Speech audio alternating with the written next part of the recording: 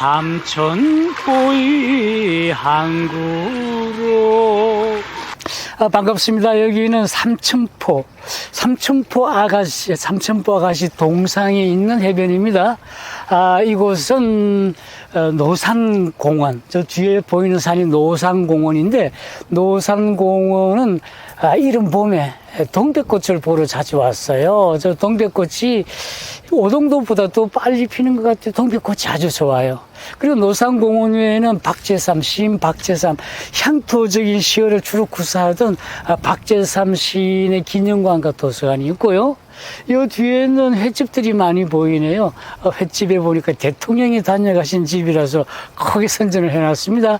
이 삼천포항은 저 뒤에 보면 시비를 써놨는데, 삼천포 노래비를 써놨는데, 당시에 1960년대 여수에서 부산까지 연락선이, 그러니까 여객선이 많이 다니면서, 저기 통영 가면 강구안이 있죠. 통영 김밥의 유래가 강구안 저 앞에다가 배를 대놓고, 좁으니까 강구안에 못 들어오니까 작은 배로 다닐 때 거기에 밥을 먹으려면 쉬지 않게 해서 금방금방 말아서 즉시 소비할 수 있는 충무김밥이 발명되었듯이, 이곳도 삼천포항도 여수에서 지나가는 배였나 봐요. 그때 그 애환, 60년대니까요. 60년대 여기 사람들이 서울로 가려면 부산이나 마산으로 가서 기차를 타고 가는 그런 여행정로가 있겠죠. 당시에 애환을 정서적으로 잘 그렸고, 남쪽 바다, 알려지지 않는 작은 항구 남쪽 바다 삼천포를 알린 그 공로를 취하해서 노래비를 만들고 동상을 만들어 놓으라고 딱 썼는데, 그 작사가는 반야월 선생이죠. 반야월 선생은 우리나라 가요계, 트롯, 우리가 말하는 트롯, 가요계를 대표하는 작사가죠. 그 당시 은방울 자매가 아주 히트칠 때 그 노래들이, 아시다시피 반야월 선생은 본명이 박창우예요. 마산 출신이죠. 어릴 때부터 학교 다닐 때 노래를 썩 잘했대요. 이분에 대해서 잠깐 설명을 드리자면요, 노래를 썩 잘했는데 글짓기도 잘했대요. 그래서 23살 때 김천에서 열린 콩쿠르 대회에서 1등을 합니다. 그래서 태평 레코드사 전속 가수, 그 당시에 어릴 때 레코드 판매면은 태평 레코드 전속 가수라는 이름이 참 우리가 듣기 좋지 않아요. 그냥 가수도 아니고 전속 가수예요. 동남아 순회 공연을 막 마치고 돌아온 세계적인 가수, 이렇듯이 태평 레코드사 전속 가수였어요. 그 당시에 일본에 가서, 일제 식민지 시대였으니까 우리나라는 그때 녹음 시설이 되어 있지 않았어요.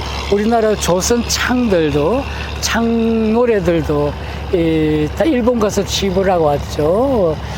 그렇듯이 일본 가서 8곡을 취입을 했는데, 그때 불효자는 옵니다 노래를 취입을 할 때 가수 진방남이라는 이름으로 예명이 여러 수십 개가 됩니다.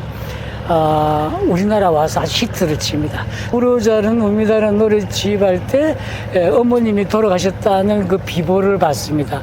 그 비보를 받고 그 슬픔에 겨워서 불렀던 노래, 진방남의 불효자는 옵니다. 저도 어릴 때 그 노래를 부르면은 가슴이 웅크웅크하고, 그 엄마라는 모증이라는 이 내 주위를 둘러싸고 있는 이 대양을 감싸고 있는 이 모증이라는 그 느낌 때문에 눈물이 났던 기억이 있는데, 그 노래를 부른 진방남 가수, 이분은 소양강 처녀부터 해서 박달재, 울고 넣는 박달재, 여러 수천 곡 그냥 쓴 것이 아니라 아주 대단히 인기를 구가했던 이분이 95살에 타계를 하시죠.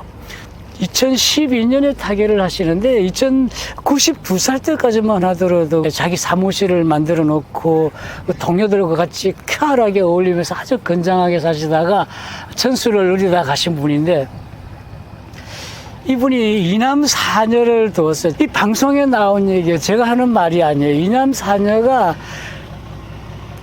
아버지 부친의 유산을 두고 극렬하게 싸웠다고. 그래서 셋째 딸, 가수를 한다는데 뭐 이름은 모르겠습니다.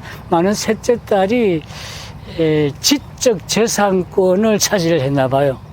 당시 반야월 이분이 음반 소득만 하더라도, 음원 소득만 하더라도 1억이 넘는데요. 그리고 전국에 노래비라든지 노래동상, 춘천에 가면 소양강 처녀 있죠. 아주 크게, 거기에도 참석을 할 때, 그 당시에 소양강 때 그 처녀를 제막식을 할 때 반야월 선생님께서 가셔가지고 참석하셔서 박수를 치고 이랬단 말이에요. 삼천포 아가씨 동상 제막식 하실 때도 오셨고, 대교 주차장에 삼천포 노래 시비를, 삼천포 아가씨 노래 시비를 만들었는데,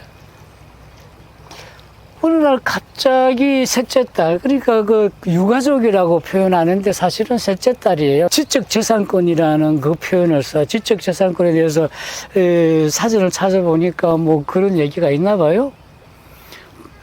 15% 공사비, 그러니까 그 동상이라든지 노래비를 만드는 전체 비용에 들어간 비용의 15%를 지적재산권으로 내놔라. 전국에 저런 동상과 시비들이 어마어마하게 많겠죠. 여기저기 다니면서 돈 내놔. 우리 아버지 거야. 아버지 거야. 돈 내놔. 어떤 동네에서는 줬대요. 그거 주니까 그걸 근거로 해서 쟤들은 준데 너는 왜 안 주냐? 어떤 동네에서는 노래비를 지워버렸대. 그 노래 가사를 다 긁어버렸대. 더러워서 못 해먹겠네. 방송에 나온 얘기예요. 제가 한 얘기 아니에요. 찾아보시면 돼요. 좀 씁쓸하죠?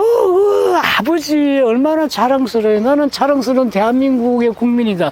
나는 자랑스러운 반야월의 딸이다. 우리 아버지가 이랬었다. 행사할 때마다 다니면서 우리 아버지를 칭송하고, 그분이 노래를 만들었지만 사실 애창을 했던 사람들은 국민들이잖아요.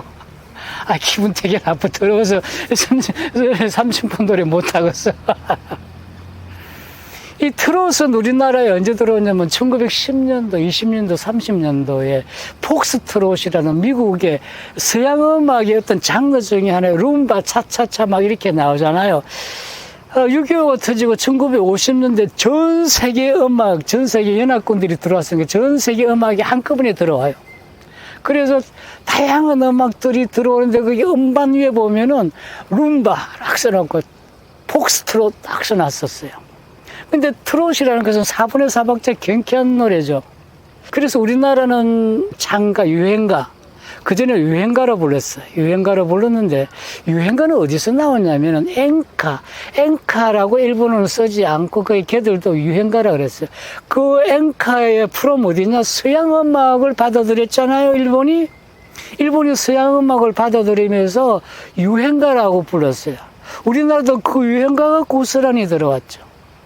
그러니까 식민지 시대 때 그 유행가 엔카, 우리는 그 엔카라고 그러는데, 엔카도 뽕짝처럼, 뽕짝은요, 우리가 어깨, 한국 사람들 어깨 뽕이 많이 들어가나요? 뽕짝, 이렇게 기분 좋게, 흥겨울 때, 어깨춤을 출 때, 좀 좋게 이야기하는 얘기일 수도 있는데, 어떤 사람들은 많이 비하를 해요. 그래서, 엔카가 그 정서 그대로. 프롬 서양 음악이에요. 서양 음악이 일본에 정착돼서 일본은 유행가, 엔카를 아주 극찬을 해요. 그 전체적인 흐름이 엔카예요. 지금 걔들 엔카 그러면 좋아라 해요. 우리나라는 거기서 왔다 이거지. 그리고 뽕짝이라 이거야. 그 엔카, 프롬 엔카로부터 들어온 아주 지저분한 노래라 이거지. 그걸 누가 이야기했다고요? 당시 음반을 내면 음반을 심사하는 문공부 이런 데가 가수들 노래 요거 빼고 저거 빼고 소설도 책도 요거 빼고 저거 빼고 그 칼질을 많이 했잖아요. 왜 그래나 몰라. 국민 정서를 해친다. 마약 같은 예술이다 이렇게 했나? 그때 칼질하던 노래 가사를 칼질하던 놈들이 누구냐면은 다들 서양 음악을 전공. 그 당시에 서양 음악을 전공해야 음악을 좀 한다고 그랬죠. 그러니까 서양 음악을 하신 분들이 보면은 종교적으로 보면 뽕짝은 이단이에요, 이단. 자기들의 줄기, 자기들만이 누리는 그 어떤 레벨이 있었어요. 자기들만이 서양 가곡들을 쭉 부르면서, 야, 저게 과연 음악이다. 그러고 뽕짝뽕짝 그러니까 저게 노래냐 아주 비하를 했었어요. 그러니까 자기들이 가서 칼질하면서 뭐 서양 음악을, 서양 음식을 먹으면 되잖아. 우리는 된장국에 콩나물국밥을 먹겠다는데 그걸 시비를 한 거야. 그러니까 단조라 그러더라고. 단조와 장조가 있는데 제 식구한테, 음악 전공한 제 식구한테 이런 얘기 하다가 함부로 맞았는데 엔카가 식민지 시대 때 이제 그 황성애투로부터 시작한답니다.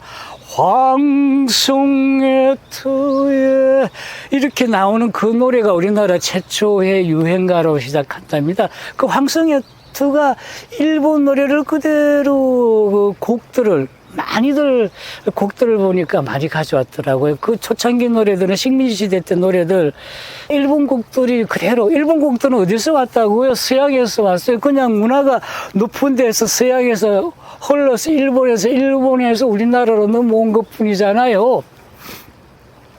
그때 황성애투가 히트를 치니까 그 당시 식민지 시대 때 조선, 그때는 조선이었으니까요. 가사를 쓰기 시작하고 작곡을 하기 시작했어요. 그래서 노래도 우리나라 사람들한테 그게 서서히 막 발전하는 시기에서, 그래서 해방이 되고 난 뒤에도 식민지 시대 때 가곡을 작곡을 하던 그 분들 플러스 해방되고 난 뒤에 다시 우리나라 음악, 서양 음악을 공부하거나 했던 작사, 작곡가들이 대거 등장합니다. 한때는요, 아가씨 전체였어요. 흑산도 아가씨부터 해서 동네방네 아가씨였어요. 좀 슬픔을 의미하는 것일까요? 아니면은 고향 떠나서 타양보다 고향이 좋아, 이런 노래들.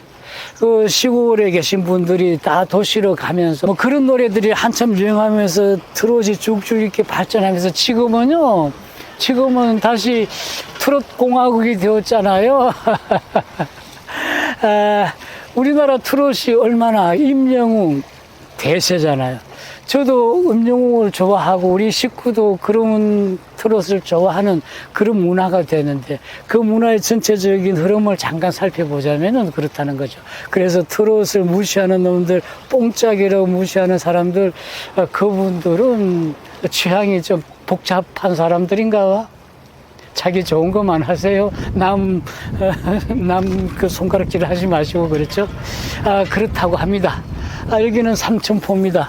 삼천포. 식구랑 자주 왔었어요. 우리가 진주, 삼천포 바다 보고 싶으면은 여기 와서 삼천포 횟집에서 그 회를 떠서 밖에서 먹으면서 가끔씩 오던 곳에 제가 여기서 트롯에 대해서 삼천포 아가씨 그 돈을 내라는 그 말에 상당히 기분이 우울해서 아침에 잠깐 들어봤습니다. 감사합니다.